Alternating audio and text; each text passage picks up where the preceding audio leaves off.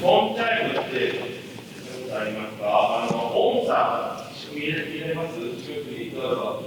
こうやってね、2つ音がある、2つ棒があって、それを振るだけで、この棒がポンって当たると、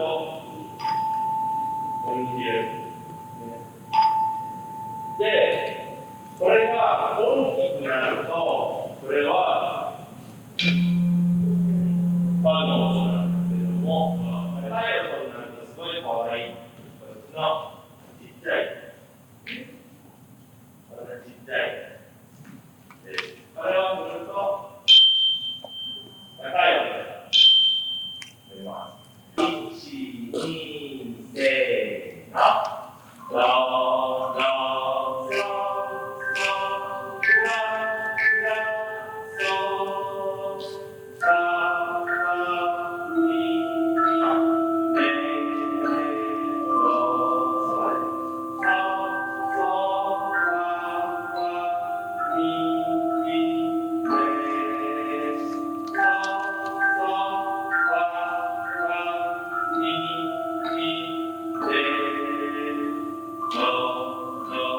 ソソララソサラミレドソソラミレソこれでね、みんなでね、力を合わせてやる楽器なんだよね。